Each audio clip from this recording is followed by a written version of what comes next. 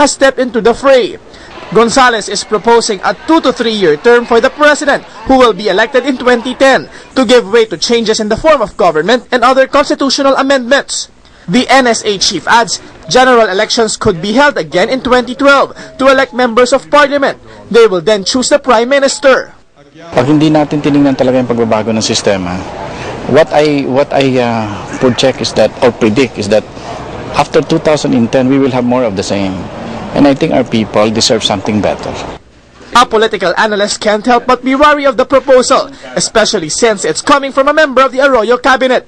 Ramon Casiple of the Institute for Political and Electoral Reform says this could be a form of conditioning to make the public open to a transition or caretaker government. This transition government, Casiple says, would enable President Arroyo to stay in power if the automated 2010 polls fail and a new president is not elected. He adds Mrs. Arroyo can even run for Congress and eventually be elected Prime Minister. Ayaw na nila magkaroon pa ng stay in power ng President. Ang danger ng caretaker government would be the people power. Gonzales expects resistance from some quarters, particularly candidates in the 2010 polls. Ako naman naniniwala na kung talagang maayos ang pagbabago at ikaw ay isang leader na nag-initiate niyan, mai-elect ka ulit, diba? So you can gain more. So what's wrong with consulting or getting the mandate of the people again? Malacanang says it is open to Gonzales' proposal. The president is all for the political reforms, that has been part also of her agenda. Basta lang naaayon siguro sa ating saligang batas. Palace officials, however, are mum on President Arroyo's plans beyond 2010. Willard Chang, ABS-CBN News. To tell us more about his proposal for a transition government for 2010, we're joined here in the studio by National Security Advisor Norberto Gonzales. Sir, good afternoon. Thank you for coming. Good afternoon. Walk us through the scenario as you envision it. Well,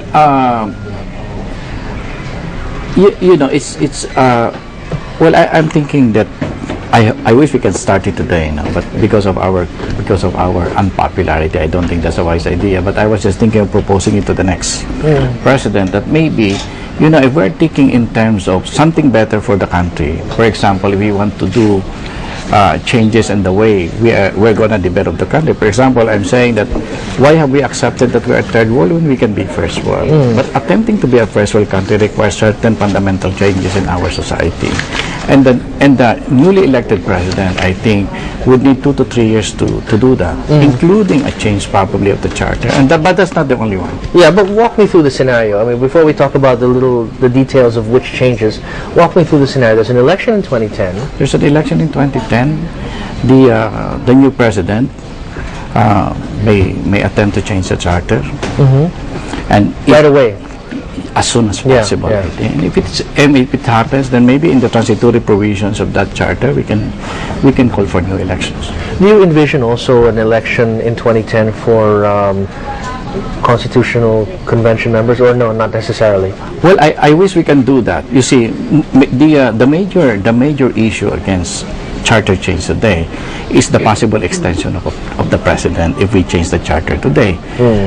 But I am thinking, supposing we try to have to elect delegates to the Constitutional Convention, not the Constituent Assembly, together with the coming election, then we can at least open the beginning of a convention, and definitely it will no longer favor the current president because it will be applied to the next one. So the process begins in earnest after 2010 with the consent of the next president. Yes, if he wishes to do so or she wishes to do so.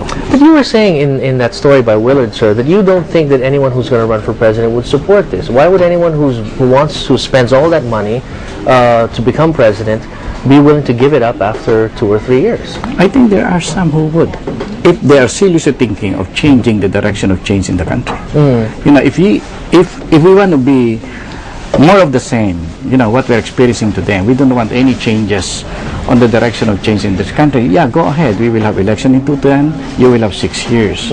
But I am just speaking based on the little experiences that we have had during these last 8 years in the cabinet. There are certain reforms that we need to do for the country. Otherwise, what we will have is really just continuing with what we have. But if we are truly wanting to to see a different scenario for the country, I think fundamental changes are necessary, which includes changing probably our government system.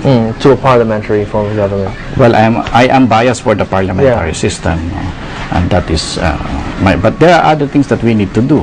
For example, you know, the global crisis today is indicative of the fact that probably the global system of our economies requires change, and we need to prepare our people for that. You know?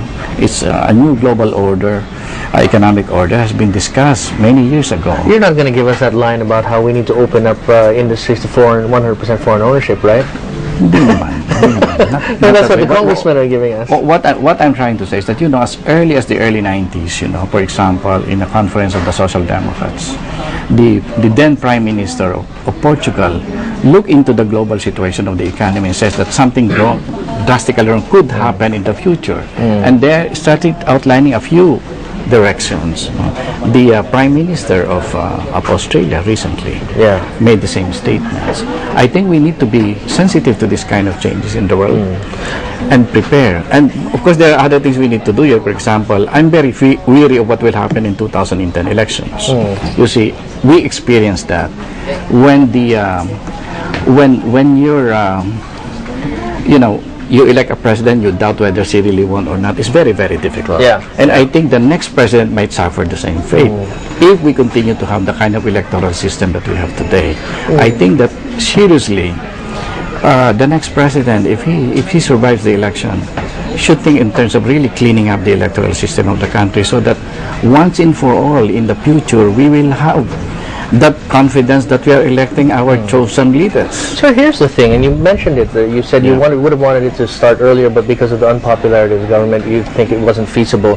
The fear is that under your scenario, that somebody comes in, changes the constitution, say Noli de Castro, and then he agrees to step down, you have a parliamentary form of government, here comes Representative Arroyo, and she becomes Prime Minister.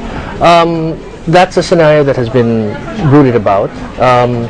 Is that possible under what you're envisioning? It's the same scenario we were worried about President Ramos. You know? And this is going to be the scenario we'll be worried about on the next president after President Gloria Arroyo. It's just that given the kind of environment we have politically, given the attitudes that our politicians have for each other, there will always be those kind of suspicions. But it is possible, right? If she wants, why not? But I don't think she does. Sir, I'd like to understand it further. So somebody wins in 2010.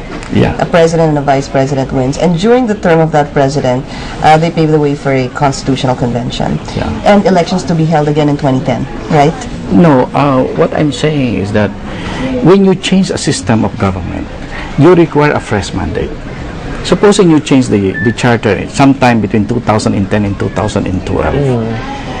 Then you shift to a parliamentary system. I think you need a new elections because you're elected from an old system and then you are introducing a new one. I think you must consult the people once more. For a clear mandate. For a clear mandate, especially if during those 2 years that you were a president, you start defining where the country should go.